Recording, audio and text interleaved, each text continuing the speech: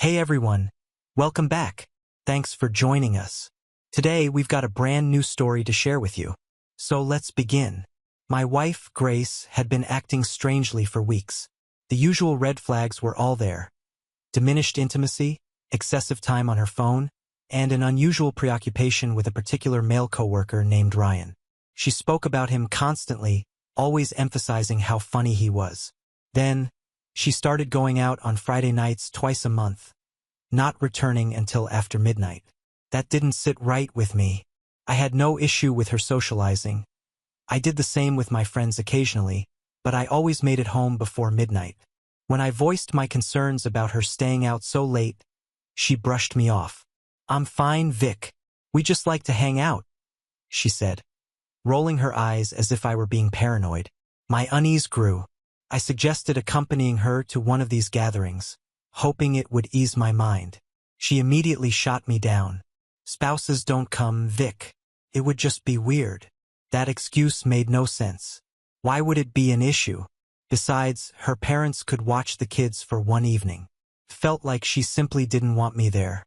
That's when I decided I wasn't going to sit idly by any longer. The following Friday, I showed up unannounced. The moment I walked in, I spotted Grace sitting next to Ryan. I expected them to be flirting, given how much she talked about him, but oddly enough, they barely interacted. That, in itself, was suspicious. Even more damning was the fact that two other teachers had brought their spouses. So the spouses don't come rule was a blatant lie. And to top it off, the gathering ended around 9:30 p.m., not 1 a.m. as she had claimed. At that moment, I knew something was wrong. The next day, I checked our phone records. She and Ryan had been texting every single day, exchanging anywhere from 5 to 20 messages. That was all the confirmation I needed. That night, I confronted her, keeping my voice steady. "Grace, let me see your texts with Ryan." She frowned, clearly caught off guard. "What? Why?" "Because you've been talking about him nonstop, texting him all the time, and I have a right to know what's going on." Her expression hardened. "Vic, we're just friends. Why don't you trust me?" "Then show me," I insisted, crossing my arms. She hesitated too long. Then, with a sigh, she muttered, "I don't like the way you're accusing me right now." I wasn't accusing her of anything yet. I was simply asking for transparency. But her defensive stance only deepened my suspicions. I kept my gaze steady. "Grace," I said, my voice low, "show me the texts." She scoffed, called me paranoid, but handed over her phone. I scrolled through her messages with Ryan, and something didn't add up. The chat history showed only a few messages per week, far fewer than what I knew existed. Yet, according to our phone records, they had been texting daily. And then, I noticed the final red flag. Ryan was listed above me in her recent contacts, despite the fact that I had texted her earlier that day. She had deleted messages. That was all I needed to see. I didn't call her out on it. Yet, instead, I let her dig her own hole. "I'm not comfortable with your relationship with Ryan," I said evenly. "I need to think things through." She rolled her eyes. "You're being crazy, Vic. You're making something out of nothing." I didn't argue. I let my silence linger. That night, I slept on the couch, and that seemed to bother her more than anything else. The next morning, she made a sudden declaration. "I'll stop talking to Ryan unless it's strictly work-related. Does that make you feel better?" Her tone was sharp. I studied her carefully. "I don't believe you." She huffed and walked away, and that's when I made my next move. I hired a private investigator. If she wasn't going to tell me the truth, I was going to find it myself. To my frustration, she never went out again. Not once. For an entire month, she stayed home, acting like nothing had happened. It was clear she was on high alert. I was out a few $1,000s with nothing to show for it. But I knew she had been up to something. Her entire demeanor had changed. Back to the way she used to be before the affair. No more late nights. No more secretive texting. And suddenly, she was affectionate again, initiating intimacy multiple times. But I couldn't bring myself to reciprocate. I just wasn't interested. She noticed, of course. One night, She sat on the edge of the couch while I lay there, avoiding her gaze. Victor, I'll transfer to a different school if that'll make you feel better. I finally looked at her. That's not the problem, Grace. She let out a frustrated sigh. Then what is? You're acting like I. She trailed off, shaking her head. I sat up. Like you what? Cheated. Her lips pressed into a thin line. I didn't, she said firmly. I tilted my head. Then why'd you delete the messages? She stiffened, her face paling for just a second before she forced herself to look angry instead. Because I knew you'd react like this. I knew you'd assume the worst. I let out a humorless laugh. You're unbelievable. That was the moment I decided to see a lawyer. We lived in a no-fault state, meaning even if she had cheated, I couldn't use it against her in court. And I wasn't about to risk losing my kids over this.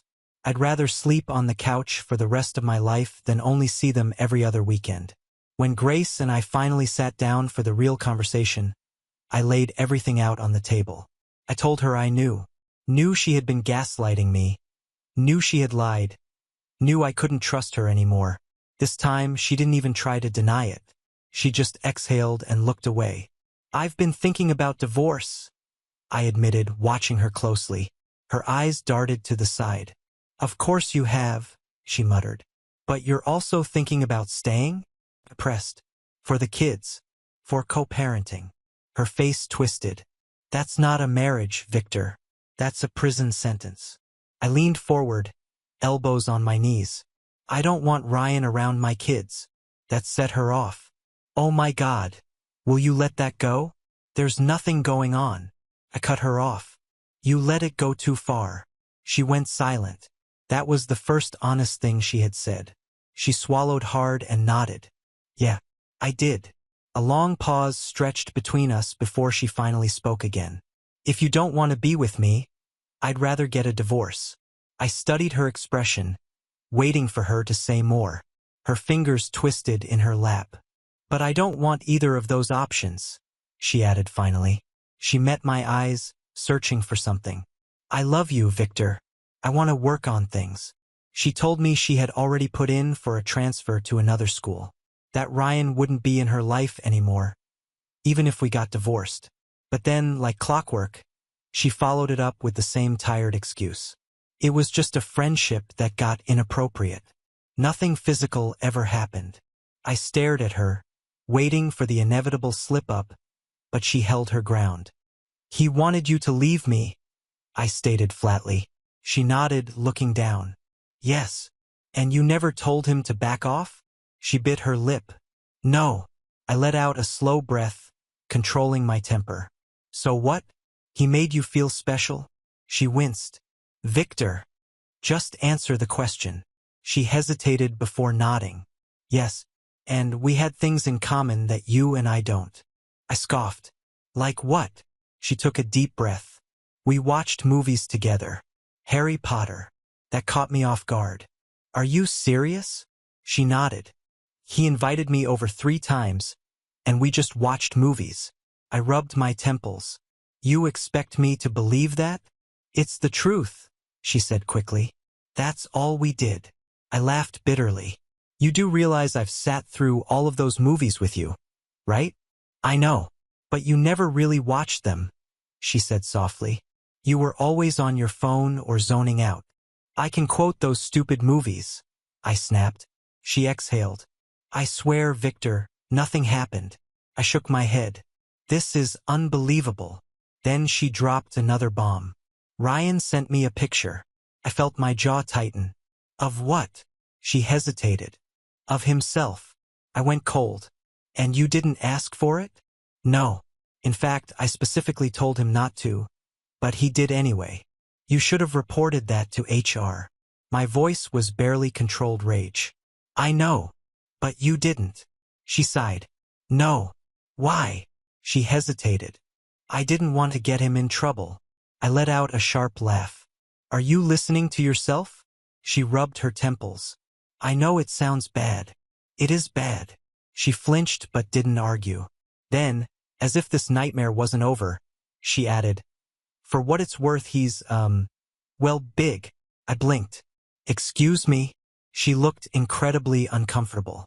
I didn't ask to see it, but it was, big. I stared at her in disbelief. And I'm supposed to care why? She fidgeted. I don't know. I just... For comparison? I cut in. Mine's above average, Grace. But I guess I'm not huge like Ryan. Huh. She groaned. That's not what I meant. Then why bring it up? She looked like she regretted ever opening her mouth. I deleted it right after he sent it, she said quickly, as if that made it better. I crossed my arms. And what did you send him? She hesitated just long enough for my stomach to drop. Nothing inappropriate. Grace. She swallowed hard. I sent him a picture of me in that dress and heels I wore to your work event. I wanted his opinion on it. I exhaled through my nose. His opinion? She nodded. And 2 pictures of my feet. I froze. Your feet. She nodded again. It sounds weird, but I used to do some foot modeling. I clenched my jaw. And that's why you sent them? Yes. I shook my head, trying to process everything. But she wasn't done. We also went antique shopping once, she added. I didn't think you'd care since you hate it. I let out a slow, steady breath. And you didn't think to tell me? She bit her lip. No. I ran a hand down my face. And you called him your work spouse. She nodded. I did. But it was just a thing. I liked having someone to talk to about work. I closed my eyes for a second before looking at her again. I had something similar at my job, I admitted. She blinked. You did? Yeah, but it stayed at work. I met her gaze. There was nothing else to it. I kept my so-called work spouse strictly professional. No texts outside of work. No staying out late. No shopping trips. And definitely no one-on-one lunches unless someone else was there. Her expression was unreadable as I continued. It ended the moment she started mentioning that her husband was out of town for the weekend. I could tell exactly where she wanted things to go. And I wanted no part of it. Ironically, she was married to a man who had betrayed her. Grace assured me she had cut ties with Ryan, showing me the message she sent him. It was clear and final. She acknowledged that their so-called friendship had crossed the line and admitted she should have ended it sooner. His response? He immediately launched into an attack against me, claiming we had nothing in common and that she would be happier with him. That was a lie. Grace and I might have had different interests, but we had built a life together filled with shared experiences and genuine love. After a few more desperate messages, she blocked him. Even if she was telling the truth, my anger didn't subside. She had still gone to his house. She had still lied about it. But as I looked at her, devastated and remorseful, I could see she understood the damage she had done. Yet the doubt lingered.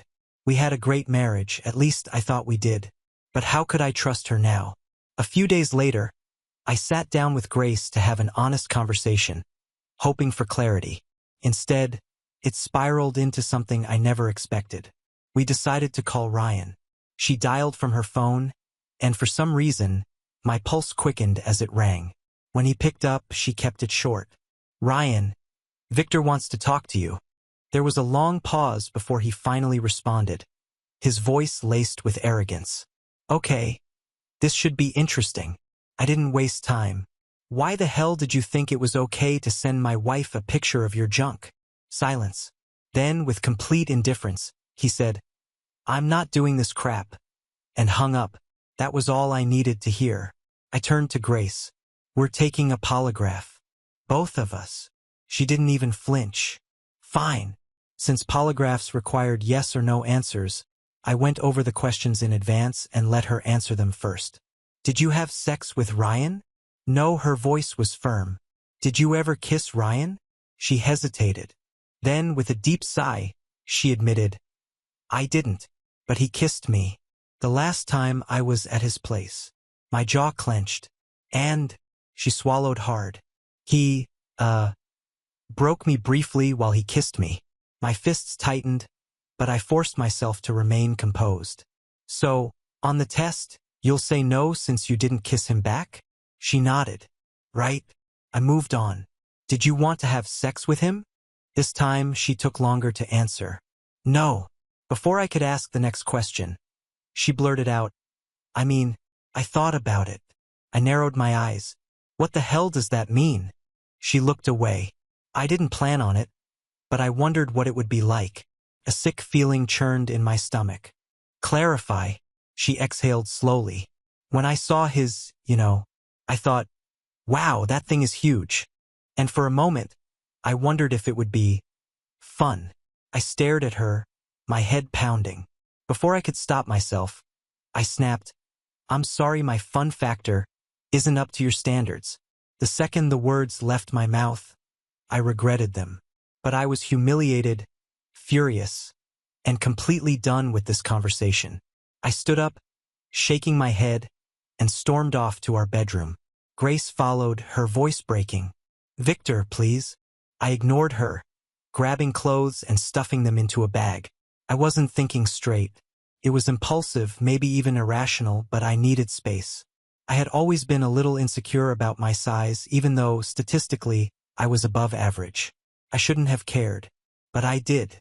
As I reached for the door, Grace grabbed my arm. Please don't go, she whispered, her eyes pleading. We can talk about this. Pulled away. I just need to calm down. Without another word, I walked out and drove to a hotel. She called and texted nonstop, but I ignored most of them. Eventually, I sent a single message, I need time.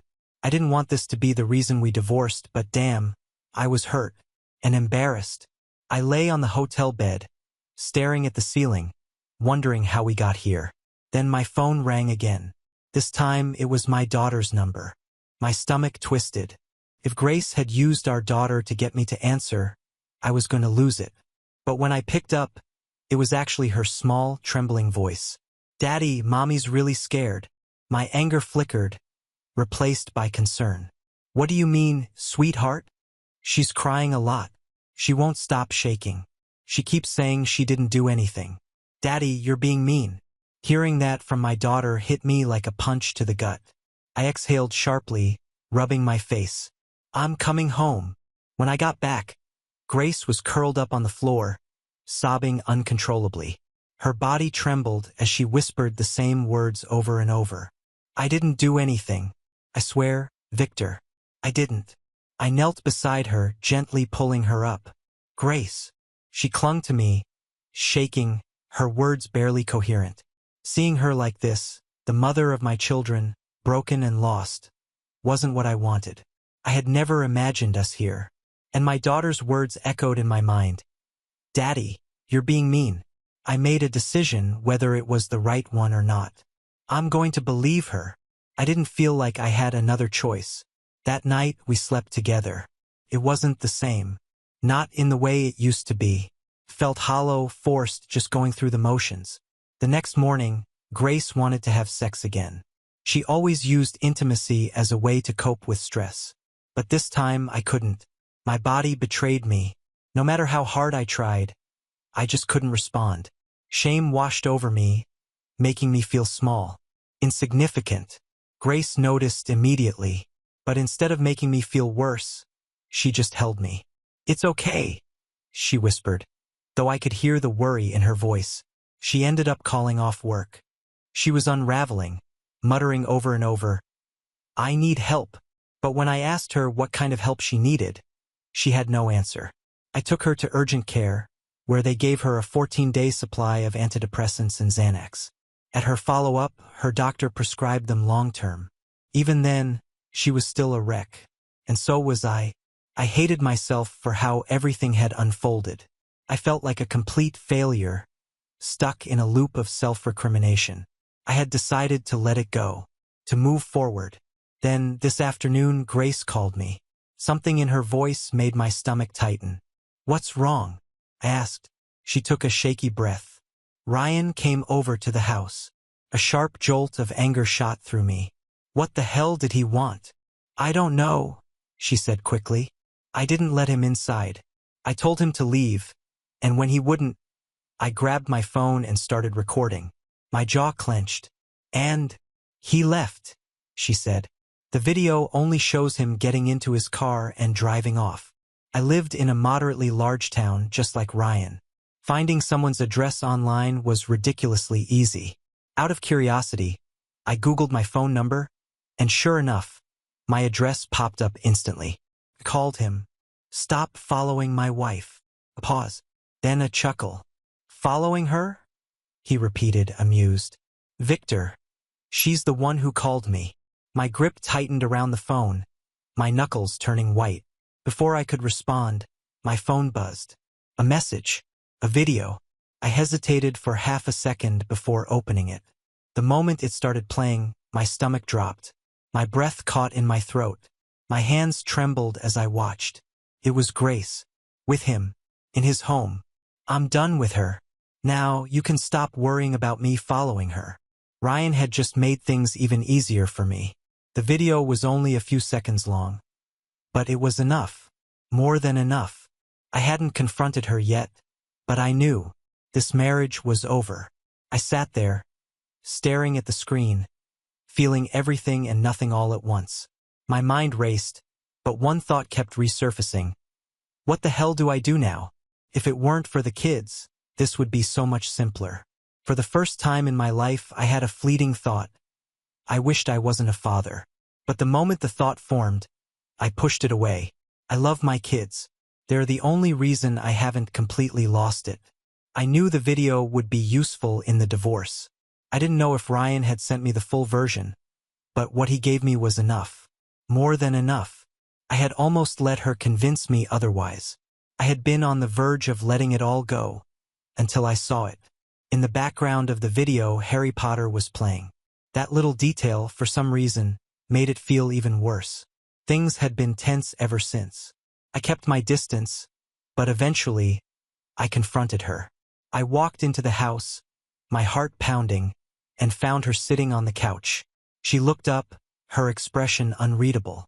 I pulled out my phone, opened the video, and placed it on the table in front of her. She stared at it for a long time. She didn't press play, didn't say a word. The silence stretched between us, suffocating. Her shoulders sagged, and for the first time, she looked defeated. When she finally spoke, her voice was barely above a whisper. "I'm sorry," I scoffed, crossing my arms. "That's it." She exhaled slowly, nodding. I don't know what else to say. I clenched my jaw. "You almost had me convinced. I was ready to move past this." I gestured toward the phone. But then this happened. She didn't argue, didn't try to deny it. She just sat there, emotionless.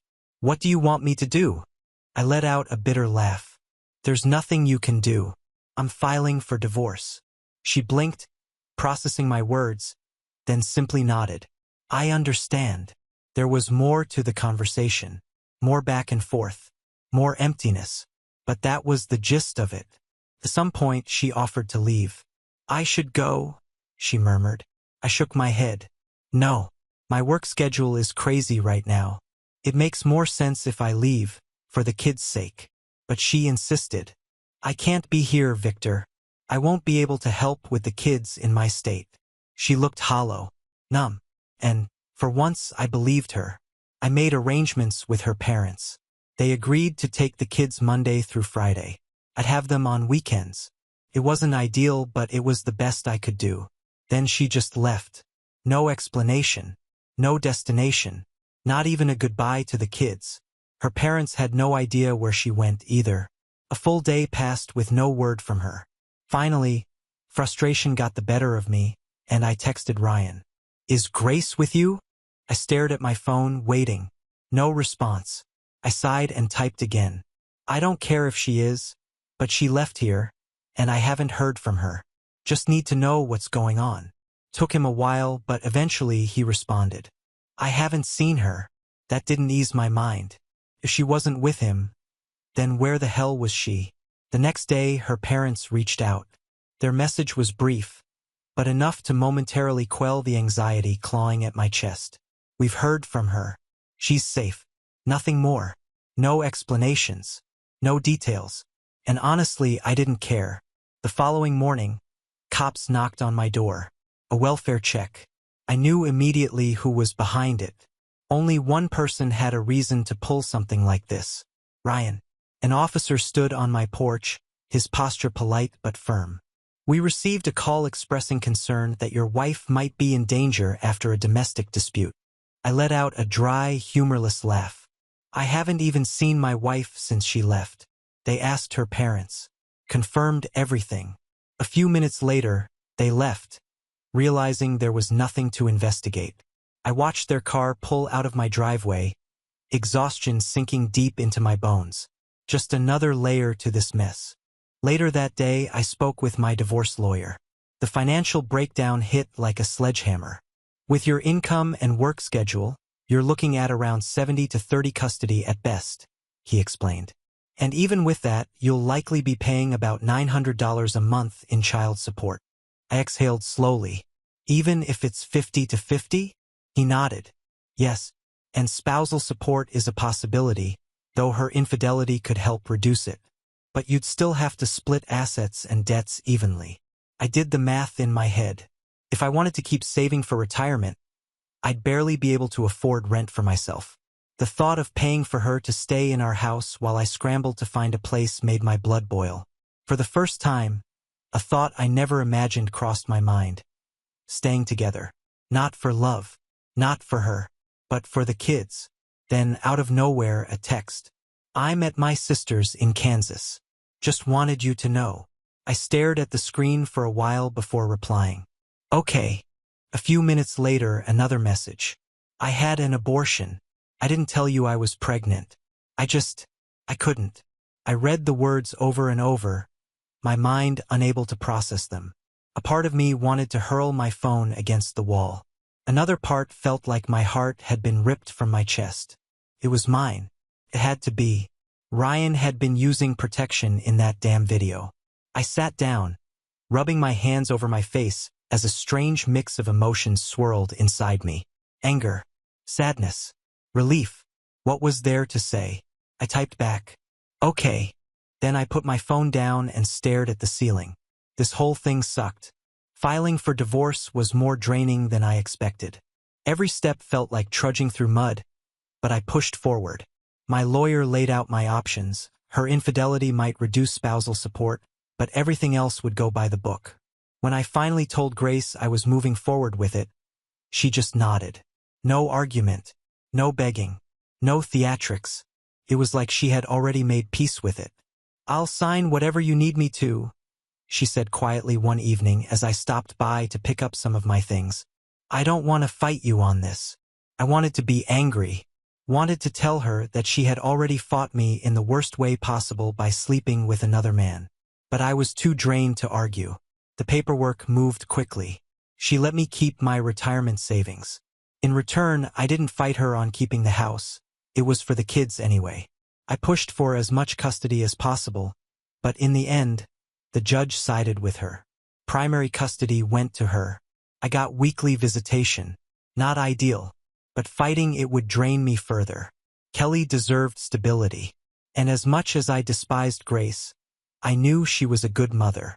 2 months later, the divorce decree arrived in the mail.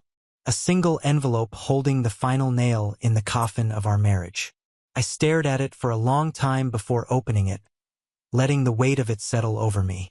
It was done. 6 years of marriage, reduced to legal jargon and a few signatures. I wasn't sure what I expected to feel. Relief? Sadness? Closure? Instead, I just felt hollow. Then, out of nowhere, something I never saw coming. Ryan was dead. A mutual acquaintance broke the news. Car crash. No drugs, no alcohol. Just bad weather and bad luck. He lost control on the highway, flipped the car, and that was it. I sat with the news for a long time, unsure how to process it. This was the man who had wrecked my marriage. Humiliated me in ways I never thought possible. And yet, I didn't feel the satisfaction I expected. Grace never reached out. I never asked. I knew she was dealing with it in her own way. Life moved on. I saw Kelly every week. Those visits became my anchor, the only thing that truly mattered in the aftermath of everything. I wasn't sure what the future looked like for me, but at least the past was finally behind me. Thanks for watching. If you enjoyed this video, Don't forget to like, comment, and subscribe for more stories like this. See you next time.